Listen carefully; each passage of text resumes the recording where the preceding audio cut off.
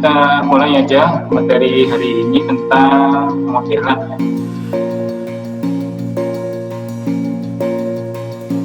Minggu lalu Anda sudah mengerjakan tugas. Ini saya sampaikan mengenai tugas itu ya.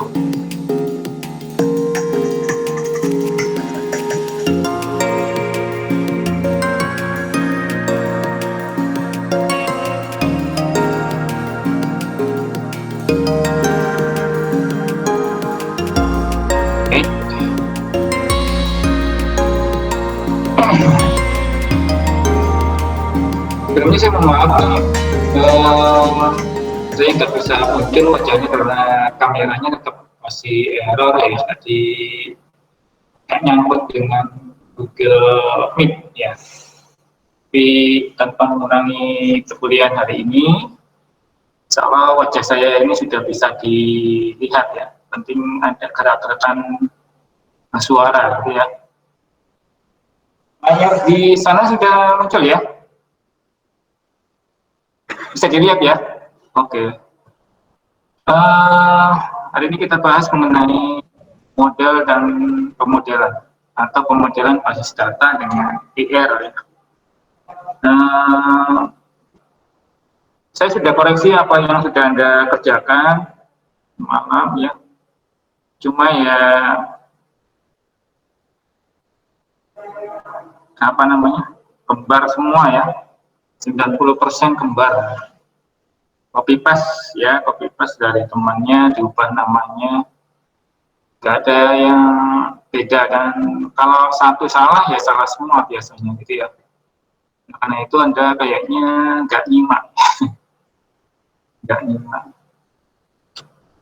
Sebenarnya di YouTube saya itu sudah ada di situ ya, tinggal Anda lihat aja, jadi Anda bisa mengetahui. Tapi ternyata nggak ada yang lihat. Gitu ya.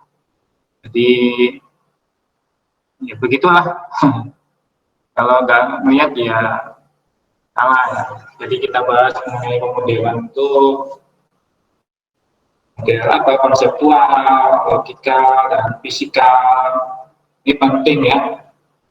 Karena sekarang itu caranya ngajar sistem basis data nggak lagi kayak dulu ya. Kayak dulu itu kita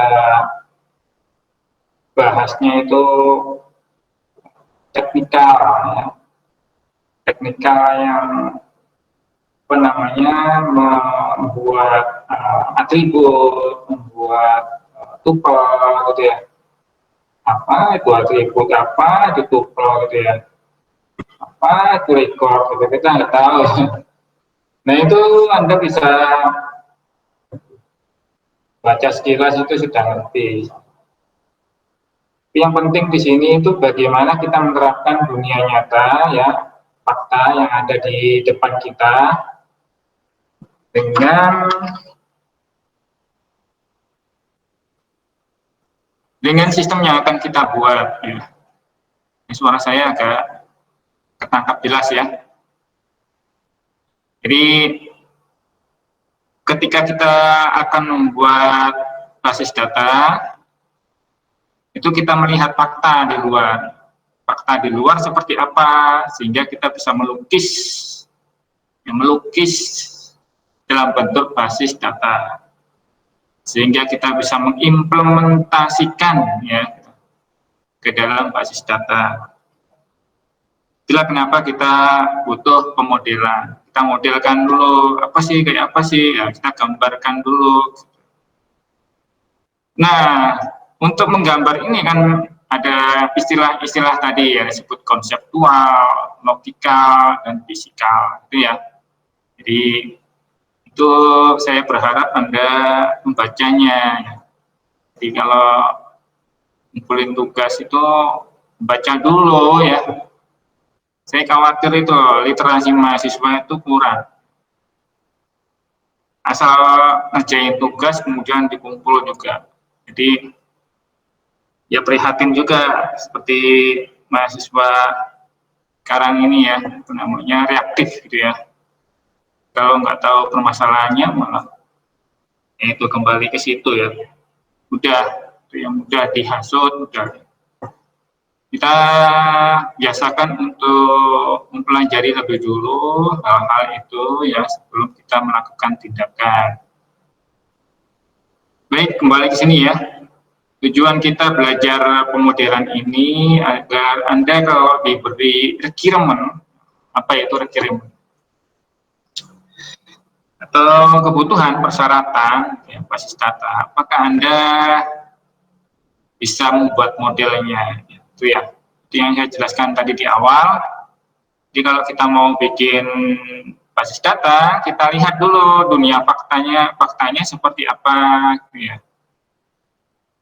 Untuk melihat fakta, untuk bisa mempelajari fakta, untuk bisa membuat itu kan semua kita harus belajar dulu, gitu ya, belajar dulu, membuat model,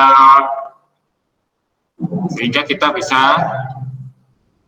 membuat model tadi konseptual, misalnya konseptual bikinin dulu tuh. Konseptual biasanya kita buat dulu modelnya, baru kemudian kita susun dalam bentuk logika. Setelah itu diimplementasikan. Kurang lebih seperti itu. Jadi garis besar kita belajar hari ini ya, melihat langkah-langkah perancangan basis data. Jadi kita kalau mau membuat basis data, sebenarnya minggu lalu sudah saya sampaikan tentang siklus basis data. Ya. Nah, di sini kita prakteknya, latihan-latihannya nanti di sini, gitu ya. Latihannya di sini. Kemudian contoh aplikasinya seperti apa, kemudian konsep notasi model entity relationship seperti apa, ya. Lalu latihan-latihan ini. Mereview tahapan perancangan basis data. Nah, tahapan perancangan basis data seperti siklus kemarin ya, ada berapa? Siklus kemarin lupa ya. Ya, ada 4 ya. Apa aja 4 itu? Mohon disebutkan.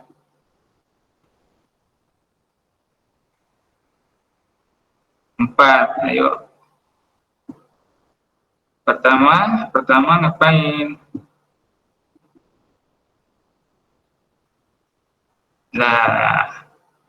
Lara tenang. Analisis kebutuhan itu Kakak. Iya. Desain, implementasi dan pemeliharaan. Apa? Ulang. Analisis kebutuhan, desain, implementasi, pemeliharaan. Ya. Ya wes, gak apa-apa. Ya.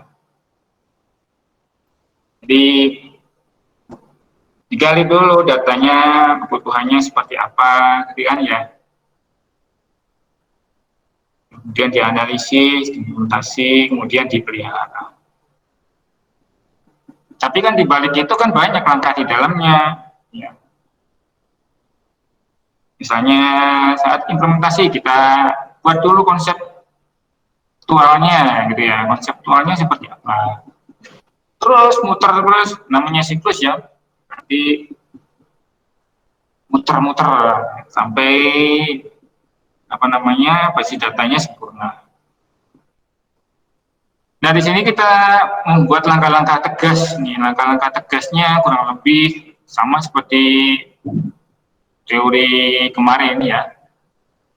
Ada 3 ahli, 3 pakar dalam sistem basis data. Kemudian ada referensi-referensinya. Nah, kita kali ini punya langkah-langkah tegas nih. Ya, langkah-langkah tegasnya pertama ngumpulin data ya. Sama seperti kemarin. Nah, ya, ini kan sama seperti kemarin, baru kemudian ini yang saya sebut tadi ya, konseptual, logikal, fisikal. Sini tengahnya DBMS. Ini berarti pakai teori yang keberapa ya? Teori ketiga ya. Apa teori ketiga itu? Overt ya. Baru kemudian implementasi. Cuma di sini implementasi dan pemeliharaan dijadikan satu. Tuning ini kan pemeliharaan, ya. Tuning untuk membersihkan, menjalankan basis data supaya kencang terus, gitu ya. Jadi kalau dikasih data kan banyak ya beban. Nah, kadang-kadang komputer mirip-mirip manusia juga, gitu ya. Memorinya penuh, gitu ya. Ya, setuk ya, gitu ya. Nah, supaya nggak setuk gimana? Dituning, gitu ya. Dikasih apa? Jamu, ya. Kasih obat, ya. Refreshing, gitu ya. Nah, begitu juga dengan ini, ya. Ada tuning, jadi bersihin, dirawat, supaya kencang terus. Sama seperti anak saya kemarin, laptopnya kok jadi lambat gitu. Oh, bersihin, nah, gitu ya. Nih, ada tuningnya nih, bersihin dulu pakai ini. Jadi ini ya, ini minggu lalu sudah dibahas, cuma kita pelajari lagi hari ini ya, ini yang perlu kita pegang. Gitu ya. Kemarin tuh kita rujuk pendapat-pendapat dari beberapa referensi. Skema bisnis, apa itu skema bisnis? Kita bahas ya, masuk ke materi sekarang. Biasanya kita ngumpulin data dan menganalisis kebutuhan, menganalisis datanya. Data apa? Ini loh datanya, skema bisnis, yaitu tahap pengumpulan dan analisis requirement, ya, menganalisis kebutuhan ya, terkait dengan skema bisnis organisasi. Proses bisnisnya seperti apa? Itu biasanya saya sebut proses ya, kemarin itu sudah saya berulang-ulang ya. Ada yang menyebut skema, kalau ini teorinya skema. Ada yang menyebut fungsi bisnis gitu ya. Ada yang menyebut proses bisnis. Intinya sama, proses bagaimana bisnis itu berjalan. Organisasi apa? Misalnya pendidikan, UM misalnya. Maka proses bisnisnya apa? Oh, mahasiswa, ada dosen, mahasiswa belajar mengambil mata kuliah, dosen mengajar, kurang lebih proses bisnisnya seperti itu. Itu bagian kecil proses bisnis yang ada di perguruan tinggi. Secara umum demikian. Tapi nanti akan lebih detail lagi biasanya gitu. Karena di dalam perguruan tinggi ada banyak proses. Itu juga dengan organisasi lain, perusahaan, maka dia juga banyak proses di dalamnya. Misalnya perusahaan tuh ada banyak divisi, ada divisi keuangan, ada divisi gudang, ada divisi produksi, ada divisi sumber daya manusia, semua punya proses bisnis sendiri. Kita ambil proses bisnis sumber daya manusia, bagaimana perusahaan itu mengelola gaji misalnya, apakah boleh bolosan, apakah harus izin kalau kerja, apakah 1 bulan itu dihitung penuh 30 hari, apakah semuanya itu kan ada proses-prosesnya sendiri-sendiri ya, termasuk karir dan sebagainya. Itu yang kita sebut sebagai skema bisnis ya. Skema bisnis di dalamnya banyak, atau fungsi-fungsi bisnis atau proses-proses bisnis yang ada di dalamnya ya, ini ya. Jadi aktivitas-aktivitas bisnis, cakupannya semua yang terkait dengan itu. Nah, tiap organisasi, perusahaan punya struktur organisasi. Dalamnya juga ada kebijakan-kebijakan, ya. Ada aktivitas-aktivitas bisnis. Ya. Nah, ERD menggambar ini semua. Ya. ERD menggambar ini semua. Jadi rumit ya, kalau kita gambar ini rumit. Saya sendiri sudah pernah membuat ini kompleks ya ternyata. Tapi untuk membuat itu ada caranya supaya bisa kompleks ya. Nah di sini sudah ada misalnya struktur organisasi. Maka kita susun struktur organisasinya dulu, bagian-bagian tadi, divisi-divisi tadi. Yang tersusun bagian-bagian kecilnya dulu, disusun nanti bagian kecil itu saling terkait ya. Nah, terbentuk biasanya diagram entity relationship. Contoh aplikasi basis data misalnya di dalam perusahaan ya. Ya, Di dalam perusahaan apa ini? Perusahaan apa ini? Oh, perusahaan kontraktor misalnya ya. Kok bisa tahu kontraktor? Ya ini karena dia mengontrol proyek ya, mengontrol proyek. Perusahaan itu misalnya memiliki beberapa departemen ya. Ya, tiap departemen punya nama, punya nomor, punya lokasi, punya pegawai yang mengelola departemen atau yang memimpin departemen. Tiap departemen dipimpin oleh satu orang pegawai. Satu departemen dapat berlokasi di beberapa tempat. Nah ini ya, jadi kita melihat bagaimana perusahaan itu memiliki departemennya ada di mana. Kita lihat di situ ya, secara nyata, secara kita melihat langsung. Niatnya pakai online, Pak. Nah, ada yang tanya begitu mungkin ya. Ya, online itu kalau ini ya, apa namanya, ya semuanya bisa dilihat, ya semuanya kalau bisa dilihat, tapi lebih enak itu melihat sendiri ya kondisinya, gitu ya, lihat sendiri. Makanya kadang orang-orang kalau yang apa namanya mendirikan perusahaan di lokasi-lokasi, mereka akan dari Jakarta ke lokasi tersebut ya, ke kantor pusat, langsung ke lokasi itu, lihat fakta yang sebenarnya seperti apa. Gitu. Kemudian tanggal mulai kerja dari manajer perlu disimpan, manajernya perlu dihitung, kan tiap manajer punya masa kerjanya. Dia mulai terhitung kerja sampai kapan dan sampai selesai sampai kapan. Ya, ini perlu disimpan. Tiap departemen mengontrol proyek, ya, berarti ada masing-masing departemen di dalamnya mengontrol, mengawasi proyek-proyek. Tiap proyek punya nama, punya nomor, lokasi di satu tempat. Ya. Departemen keuangan mengontrol proyek juga kan. Ya, terlebih fakta yang kita lihat di sana itu mungkin ya kontraktornya memperlakukan itu semua. Bisa jadi ya, kita tulis di sini mengontrol proyek. Bagian keuangan, bagian sumber daya manusia juga mengontrol proyek. Ya, bisa jadi ya. Kemudian kebutuhan basis data perusahaan berikutnya adalah pegawai. Pegawai punya SSN, punya alamat, punya salary,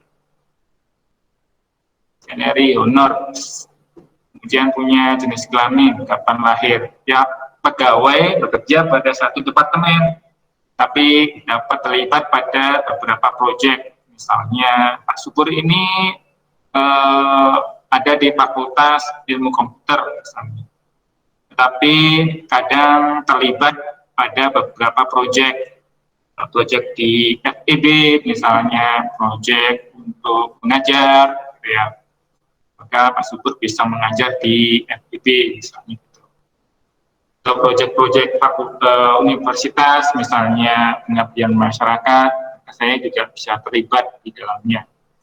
Jumlah jam kerja pegawai pada tiap proyek dicatat supervisor, langsung setiap employee juga dicatat. Yang jumlah jamnya kerja, misalnya Pak Subur, itu kerjanya 8 jam misalnya. Tidak termasuk apa namanya istirahat. Misalnya. Supervisor juga langsung dari setiap employee. Jadi termasuk supervisor itu juga dicatat jam kerjanya. Ya. Basis pegawai memiliki tanggungan, misalnya untuk gaji ya, tanggungan. Dicatat namanya, kemudian jenis kelamin, tanggal lahir, ya. Hubungan tanggungan dengan pegawai. Misalnya kalau pegawainya itu wanita, ya biasanya kalau wanita itu tidak menanggung ya keluarganya di rumah ya, karena yang menanggung biasanya apa, suami ya, suami. Kalau wanita nggak menanggung ya. Kalau nggak salah begitu ya. Jadi walaupun punya anak tapi dia nggak menanggung. Nah, sifatnya wanita bisa jadi membantu suami kalau suaminya masih ada gitu, atau suaminya kecuali ya, mungkin kecuali juga ya, kecuali misalnya suaminya sudah tidak bekerja atau di PHK dan sebagainya. Ini kan jadi alasan. Tapi secara umum kayak sepertinya wanita tidak ya. Apalagi kalau pajak misalnya gitu ya, pajak itu kan kadang juga hanya untuk yang suami aja ya. Kalau ada istrinya punya pajak, maka dihitung satu ya. Nah, istrinya juga kena pajak berarti double misalnya. Istri saya kena pajak juga itu. Maka kita buat dari data-data ini ya, dari data ini maka kita bisa membuat diagram ER. Diagram ER ini kita sebut apa? Kemarin yang Anda kerjakan.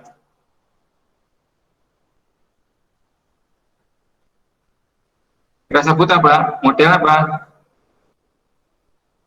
Model konseptual, logis, atau fisikal? Fisik. Logis. Konseptual, Pak. Konseptual. Konseptual, Pak. Kenapa konseptual? Karena sifatnya hanya mengidentifikasi semua elemen-elemen yang ada di perusahaan ini semua ya. Diidentifikasi bagian-bagiannya. Apa aja yang diidentifikasi? Kalau kita cermat di sini sebenarnya yang sudah berhasil diidentifikasi, bentuk hurufnya adalah tegak semua seperti ini ya. Departemen, kemudian project, ya.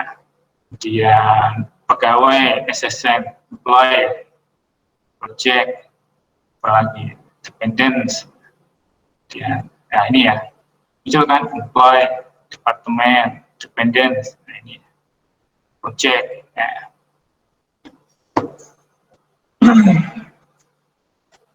Jadi kita bisa mudah temukan. Kemudian tiap-tiap yang kita tandai tadi itu kita sebut sebagai entitas ya, entitas eksternal, entitas doang. Entitas, tiap-tiap entitas itu memiliki apa? Atribut. Nah, atribut ini namanya atribut. Tadi employee, pegawai itu apa ini? Nah ini pegawai calon ya, pegawai. Nah ini ada mana sih? Oh ini loh ya, pegawai ada SSN, ada address, salary, sek, date. Nah ini date, SSN, salary, sek, address. Name-nya dipecah jadi 3 kolom ya, 3 kolom nama depan, nama belakang, nama tengah ya. Kemudian tiap-tiap entitas itu berdiri sendiri awalnya, tapi karena dia saling terhubung ya, misalnya dengan departemen, maka hubungannya adalah bentuknya kata kerja ini, works for, minutes, works on, bahasa Inggris ya. Jadi employee bekerja di departemen ini, employee bekerja di sini. Departemen mengontrol project. Jadi bentuk relasi itu sifatnya biasanya kata kerja. Ini depends on. Jadi kemudian ada juga entitas itu dia berhubungan ke dirinya sendiri. Kok bisa ini? Misalnya supervision, jadi employee tadi kan juga supervisor langsung dari setiap employee juga dicatat. Maksudnya kadang pegawai ini juga merangkap menjadi supervisor. Ya. Jadi jabatannya bisa semuanya kan ini bisa muter ke dirinya sendiri gitu. dan lain sebagainya, dan lain sebagainya. Ini kok ada yang garisnya ada double, ini kok garisnya cuma wajib, ini kok garisnya ada double lagi, ini simbol M, ini simbol N. Kita kemudian bertanya-tanya, bagaimana kita bisa menandai bahwa garis ini harus double, garis ini juga harus double, ini begini, ini kok begini, dan sebagainya. Itu semua kita sebut dengan istilah notasi ya. Bagaimana kita bisa menghubungkan notasi-notasi itu dengan konsep ya. Konsepnya bagaimana berhubungan, bagaimana meletakkan notasi itu secara pas pada tempatnya. Kenapa kita harus membuat seperti ini? Karena ini nanti akan dibuat dibaca oleh siapa? Oleh pengembang atau programmer. Dan sebagai analis ya. Dan posisinya di sini sebagai analis ya, belum masuk ke programmer biasanya. Itu hasilnya rancangan Anda adalah seperti demikian. Nanti dilempar dalam bentuk ini model konseptual, dilempar dalam bentuk model logis ya. Model logis berarti sudah berubah dari ini ya. Model logisnya seperti apa. Kemudian dilempar lagi dari model fisik. Nah, model fisiknya seperti apa. Kalau kita sudah menyebut model fisik, berarti itu sudah di dalam aplikasi ya. Sudah di dalam aplikasi, sudah di dalam software ya. Tuh. Jadi inilah yang kemarin saya tugaskan pada Anda. Baik, kita kenal ya komponen-komponen diagram ER. Komponen-komponen di antara simbol-simbol ini semua tadi sudah saya sebut ya sebagian. Ada yang disebut dengan entity atau entitas, dan ada yang disebut dengan atribut, ya. Dan ada yang disebut relasi. Ya, biasanya relasi itu antar entitas. Ya. Jadi antar entitas ini kalau ada satu atau dua, ya akan ada relasi. Tadi ada relasi kok pada dirinya sendiri, Pak ya, rekursif kayaknya. Nah, tiap pegawai juga bisa menjadi supervisor gitu ya. Nah, relasi ini kemudian kita kelompokkan menjadi beberapa bentuk relasi ya, tipenya, perannya, dan kekangan. Kekangan itu biasanya terkait dengan integritas data ya. Jadi kalau ada entitas, hubungan antar entitas itu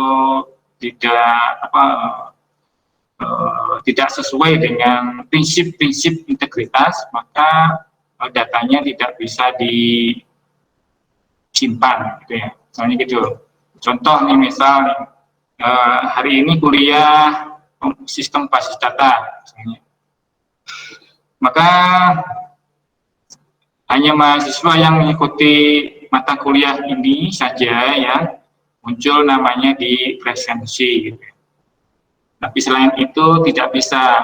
Nanti kan ada orang yang tiba-tiba walaupun itu mahasiswa UM misalnya kelas semester sekarang misalnya semester seperti Anda semester 3 misalnya. Terus tiba-tiba ikut namanya gak muncul, nanya Pak, kenapa nama saya nggak muncul? Sudah ngogram belum? Nah, gitu ya. Sudah, setelah dicek nggak ada namanya, berarti apa? Ya, berarti ada kekangan ini, misalnya hanya untuk kelas ini sampai kelasnya 30 orang, misalnya. Lebih dari itu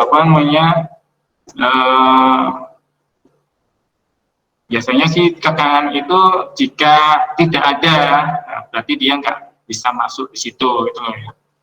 Jadi ada tipe-tipe kekangan antara lain seperti cascade delete gitu ya, cascade delete. Jadi ada kalau dihapus dia akan terhapus semua. Kalau diedit maka dia akan teredit semua dan sebagainya. Nah, ini nanti kita jelaskan lebih jelas. Baik, entitas ini adalah objek atau benda tertentu dalam keyword ya. Entitas ini berupa benda yang secara fisik ya, orang, mobil, rumah, dan lain-lain. benda yang ada secara konseptual, bisa perusahaan, bisa pekerjaan, bisa mata kuliah, bisa KTP, dan sebagainya. Ini ciri-ciri kita bagaimana menentukan entitas ya. Jadi ada 5 sebenarnya bagaimana kita bisa membuat entitas. Entitas itu apa sih? Ini loh yang employee, departemen, project, yang kita identifikasi ini loh, pegawai, departemen, project, dan sebagainya. Jadi ada 5 ciri ya. 5 ciri. Pertama adalah orang. Orang itu bisa agen, kontraktor, beli, sebagainya orang. Kedua adalah tempat, ya, area penjualan, gedung, ruang, kantor, cabang, kampus, dan sebagainya. Tempat ya, lokasi. Ketiga adalah objek. Objek itu bisa benda, ya, buku, mesin, produk, material, lisensi, software, dan sebagainya. Ya, budayanya bisa berwujud, bisa tak berwujud. Nah ini software, event kejadian, ya, kejadian biasanya awalan P dan akhiran an, ya, akhiran an. Penerbangan, penagihan, pemesanan, perlombaan, perjalanan, penjualan, pembatalan, event. Yang kelima adalah konsep, ya, konsep akun, konsep blok waktu, konsep jadwal kuliah, konsep kualifikasi, konsep perkuliahan, dan sebagainya. Itu semua jika berdiri sendiri-sendiri, ya, kita sebut entitas tadi, ya, person, tempat, objek, event, itu semua jika berdiri sendiri-sendiri. Berdiri sendiri-sendiri gimana, Pak? Berdiri sendiri-sendiri itu adanya dia itu ya ada, bukan adanya dia karena ada 2 entitas. Adanya dia bukan karena ada 2 entitas, misalnya person dan tempat, kemudian ada sendiri di sini. Dan kemudian ada person lagi di sini. Dan dia. Jadi dia muncul saat itu. Munculnya saat itu di mana sih? Ya saat ini ketika Anda melakukan survei, melihat perusahaan, ya, dan mengidentifikasi, melihat nih departemen, oh di sini ada departemen, kemudian oh di sini ada project, gitu ya. Dan mereka ini berdiri sendiri-sendiri. Beda dengan nama, nomor, lokasi. Nama, nomor, lokasi ini kan sebenarnya juga bisa berdiri ya, person ya. Tapi kan dia munculnya karena apa? Nama, nomor, lokasi ini munculnya karena untuk menjelaskan ini. Bisa ya tangkap ya. Begitu juga dengan departemen. Lokasi ini kan sebenarnya bisa sendiri ya, diri sendiri. Tapi lokasi ini kan menjelaskan karena departemen. Tempatnya, itu juga dengan yang lain-lain, nama orang misalnya. Ini kan muncul karena ada dependence, ketanggungan ini misalnya, untuk menjelaskan berapa detail gajinya pegawai gitu, dan seterusnya itu loh ya. Jadi untuk mengidentifikasi ini hati-hati ya, jangan semuanya dianggap sebagai entitas gitu ya. Patokannya itu tadi, entitasnya harus terdiri sendiri. Kemudian atribut itu sifatnya menerangkan, digunakan untuk menerangkan entitas. Nah ini ya, tadi seperti nama, tadi kan menerangkan entitas itu ya. Jadi kalau dia menerangkan entitas, kita sebut sebagai atribut ya. Suatu entitas tentu memiliki nilai atau tiap atribut ya. Contohnya employee, entitas pegawai memiliki nama Budi, ya, SSN-nya adalah sekian, atau ID-nya, ID employee-nya adalah sekian, kemudian alamatnya, jenis kelaminnya, tanggal lahir, sekiannya. Ini adalah nilai dari atribut ya. Jadi nilai dari atribut. Setiap atribut punya himpunan nilai yang berasosiasi dengannya. Ya, disebut juga tipe data ya. Jadi contohnya integer, apa itu integer? Misalnya nih, misal SSN itu isinya integer, gitu ya. Kemudian string, nama itu harus string, gitu ya. Nggak boleh ada apa integer. Masa namanya 1, 2, 3 kan nggak mungkin. Kalau integer berarti buktinya nggak bisa masuk dong, nggak bisa disimpan dan sebagainya ya. Ini semua kita sebut sebagai tipe data. Ya, atribut itu kalau di tabel kita sebut apa? Kolom, ya, kolom atau field, ya, field kolom. Tipe-tipe atribut banyak ya, ternyata ya ini ada yang tipenya simple, ya, simple itu nilai atomik tunggal. Contohnya seperti SSN tadi simple tunggal ya, misalnya hanya integer, itu misalnya. Jenis kelamin misalnya hanya string, ya, apa L dan P, misalnya kalau di Indonesia kan L laki, P perempuan, atau apa namanya wanita dan pria, W dan P, gitu ya. Ini dua itu ya. Nah sekarang akhir-akhir di dunia ada yang mau disebut gendernya ya, tambahin lagi, nggak tahu kelaminnya seperti apa ya, hermafrodit ya. Kemudian ada komposit. Komposit itu atribut yang terdiri dari beberapa komponen seperti nama tadi ya. Namanya ada nama depan, nama tengah, nama belakang, gitu ya.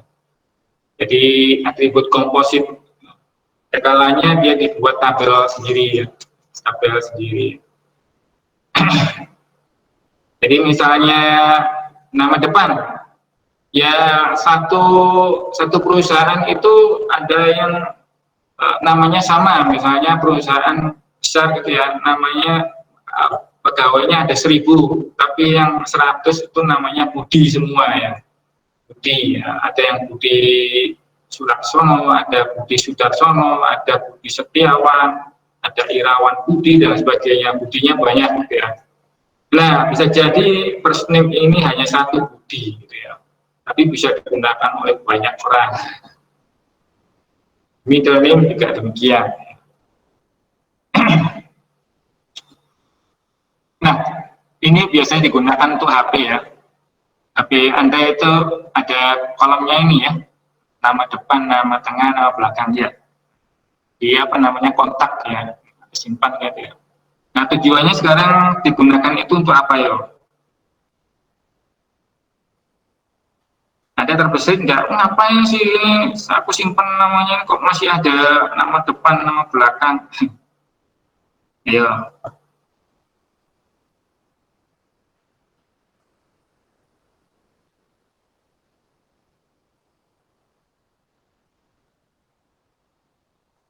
Halo.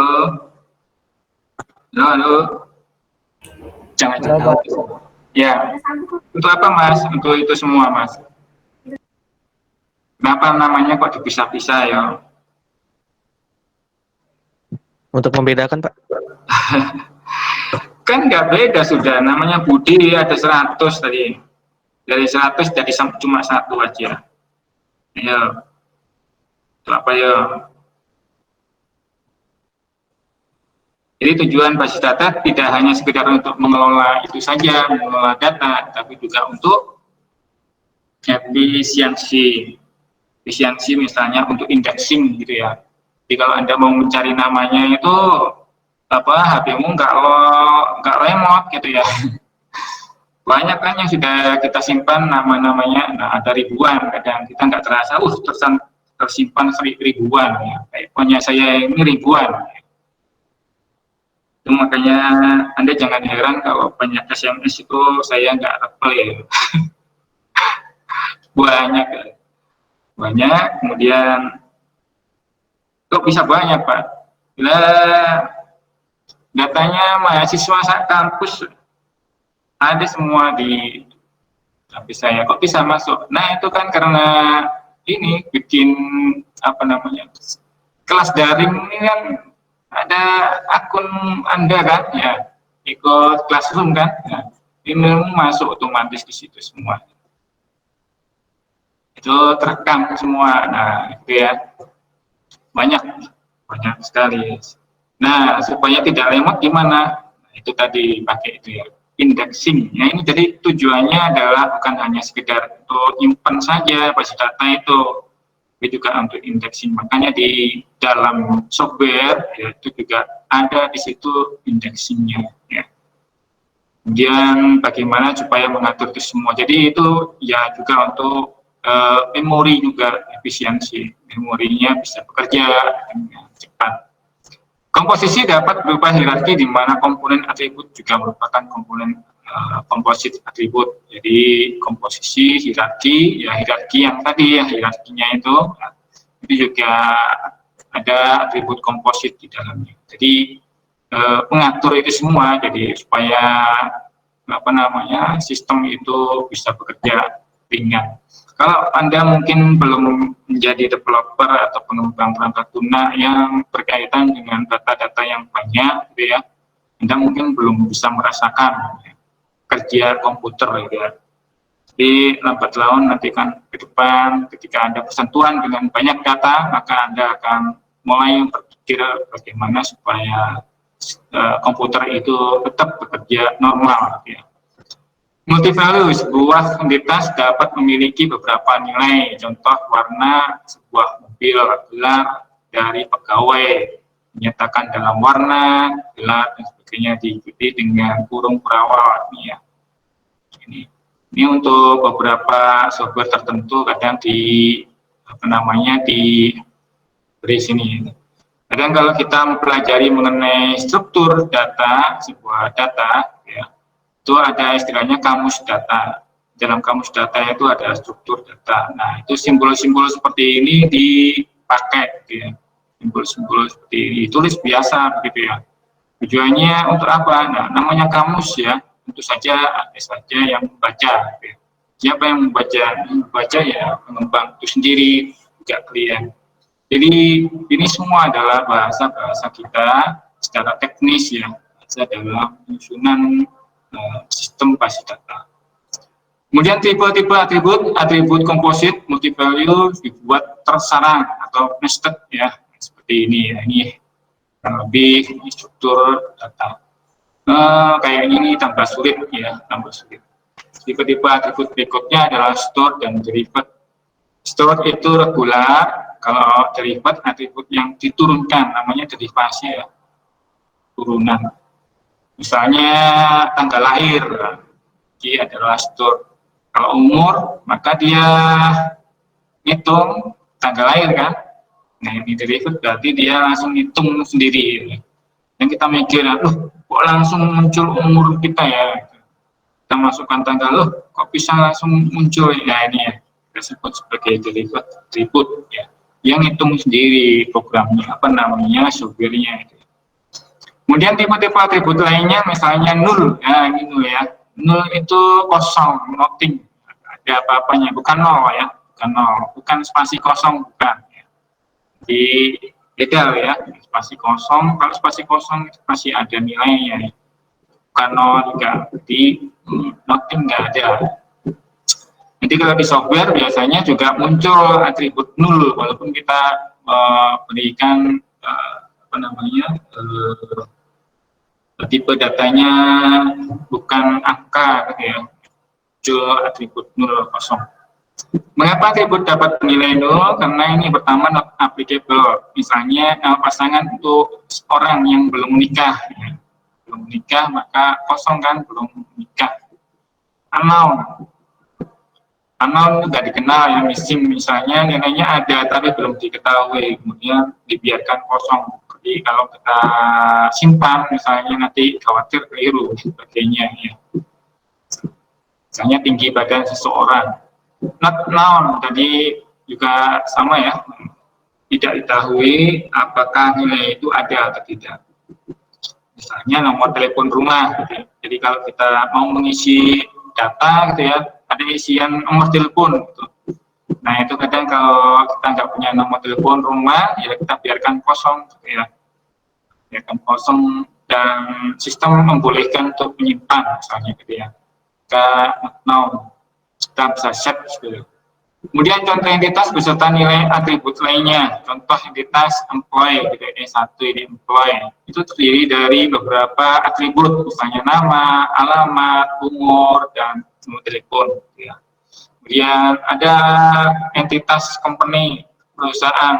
Tiap-tiap company memiliki nama, kemudian kantor cabang, kantor pusat, siapa pimpinannya, dan sebagainya.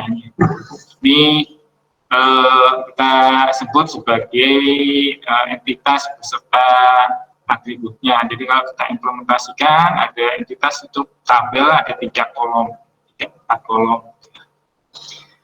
Contoh hierarki komposit atribut seperti ini ya, address gitu ya, seperti di Universitas Mulia, Jalan Legend TNI Zaini Asyar Maulani BTS atau Bukit Damai gitu ya, Bukit Damai, Kecamatan Balikpapan Selatan gitu ya. Itu kan dipecah-pecah, biasanya kalau kita isikan langsung satu baris gitu ya, itu bisa disimpan, tapi kemudian dipecah-pecah. Tujuannya untuk apa? Ya, kembali lagi ke database, biasanya terkait dengan efisiensi basis data gitu ya. Nah, sekarang ini kan basis data sistemnya itu sudah sangat canggih ya, selalu disempurnakan, sehingga kadang kita menulis alamat itu tidak terasa satu alamat sampai lengkap ya, sampai provinsi, sampai negaranya Indonesia kita tulis di situ ya, satu alamat. Tapi ada kalanya oleh aplikasi-aplikasi e-commerce gitu ya, biasanya kita yang menyediakan seperti ini juga, menyediakan seperti ini juga. Jadi mereka sebenarnya juga selain menyediakan itu juga menyediakan, tujuannya tentu saja terkait dengan bisnis mereka. Selain untuk efisiensi, juga untuk mempercepat atau membantu user yang memahami dirinya sendiri, Ya, user seperti kita kan kadang malas mengisi per kolom-kolom gini, penting semuanya gitu ya, dan sebagainya. Jadi banyak tujuan ya sekarang itu. Kemudian tipe-tipe entitas itu mendefinisikan hubungan entitas dengan kesamaan atribut ya. Jadi di entitasnya dihubungkan dengan kesamaan atribut, misalnya jenis pegawai ini merupakan himpunan pegawai pada perusahaan. Tipe pegawai. Tipe pegawai itu bukan berarti ini pegawai tunas. Ini pegawai rajin ya, kan ya. Tapi tipe-tipe yang terkait penggolongan berdasarkan penghasilan gaji dan sebagainya, atau berdasarkan jabatan dan sebagainya. Ini ya. Kemudian atribut dari entity, tipe apa yang membuat sebuah entitas itu unik, biasanya ya terkait dengan SSN, makanya NIM Anda itu unik ya, hanya Anda sendiri yang memiliki. Ya. Kemudian nama perusahaan itu juga harus unik ya, tak boleh sama. Universitas Mulia memang ada di luar ya, tapi kayaknya di Indonesia cuma satu Universitas Mulia. Kalau yang Bunda Mulia juga ada sih, ya. Sari Mulia juga ada, ya. Yang mulia hanya di sini saja. Universitas juga termasuk company ya, perguruan tinggi. Gitu ya. Jadi juga nama company juga harus beda ya, ini didaftarkan di biasanya ada trademark gitu ya, tercantum dalam Kadin, bukan di Kadin ya, di Kementerian Perdagangan. Kemudian project juga itu yang beda, yang unik ya, itu biasanya ID-nya ya, tiap project punya ID dan namanya itu beda. Atau slip penjualan ya, penjualan misalnya tanggal dan waktu. Nah, makanya tiap-tiap slip itu dibedain dengan tanggalnya, itu ID-nya juga ada sendiri. Nah, ini yang kita beri unik supaya tidak boleh redundan ya. Di atribut redundan itu sama double ya. Jadi pemilihan atribut yang penting dalam perancangan basis data ya.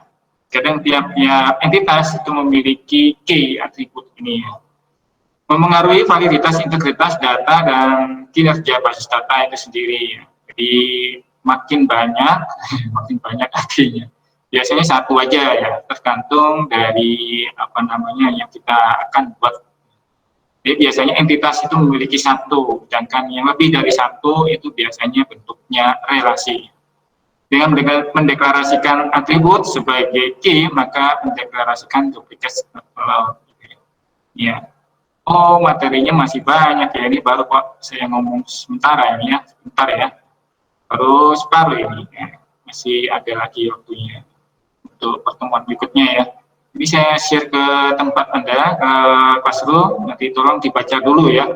Saya perlu ingatkan lagi bahwa ya, cara belajar kita itu flipped learning ya, artinya Anda harus pelajari dulu itu ya.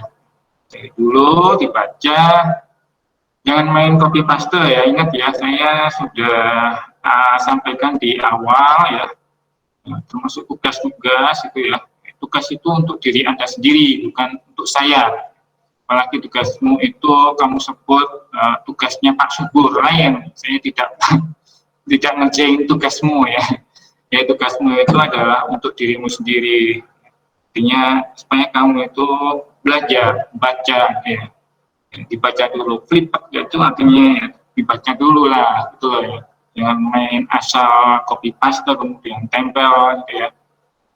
Aduh, ini ya, jangan sampai terulang ya kejadian kemarin gitu ya. Baik, mungkin itu saja dari saya hari ini yang saya sampaikan. Ada yang ditanyakan? Nah ini, kita baru masuk ke 27 halaman. Sisanya Anda baca dulu ya, karena di dalamnya ini ada banyak latihan, sehingga minggu depan kemungkinan akan ada evaluasi. Sebenarnya hari ini mau ada evaluasi ya.